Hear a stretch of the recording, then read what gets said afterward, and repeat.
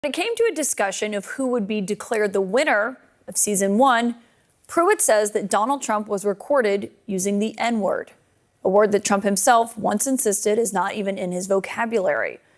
CNN has not verified the tape's existence, and I should note that Trump's campaign flatly denied these claims made by Pruitt, telling CNN, quote, "This is a completely fabricated and BS story that was already peddled in 2016. Nobody took it seriously then, and they won't now because it's fake news."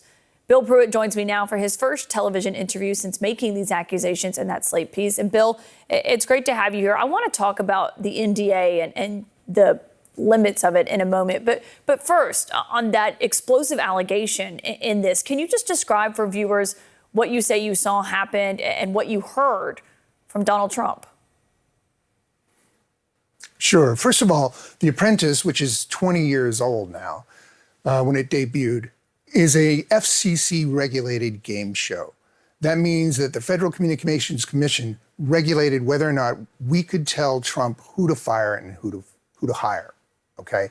And in that, we had to strategically find a way to consult with this guy. He's very busy at the time. He's a quote-unquote billionaire, on how we would go about telling the story in the boardroom. So our showrunner wisely decided that we would record all of our conversations with Trump about what happened in the field, whether it was with the two finalists or all the other contestants appearing before him in the boardroom. We went about telling him the pluses and minuses of each character in a very balanced sort of way. We recorded all of these things. Kwame Jackson was known to do this. Bill Rancic would do that.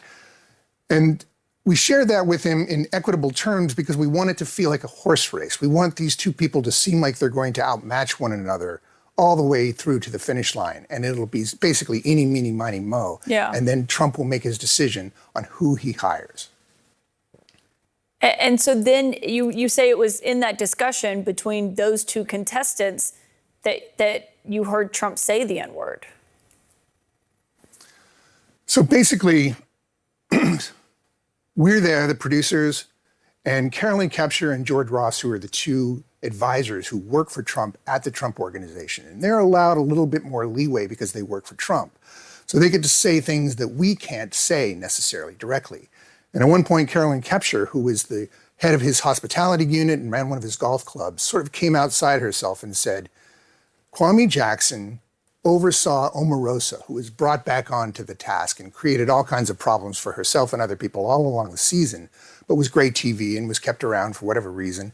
And for that, Carolyn Kapture thought, well, Kwame deserves to be considered for how graceful he was in handling this. And we all sort of agreed, but it was tilting things in a direction that we didn't necessarily need it to go because we wanted to share an equitable story. And Trump seemed to have an issue with this idea all along. You could see him reacting and shaking his head, wobbling his head, grimacing, wincing, before he said, yeah, but would America buy then he said the N-word, winning. And I remember I was looking right at Carolyn when this was spoken, and she is a very pretty blonde woman whose skin went bright scarlet.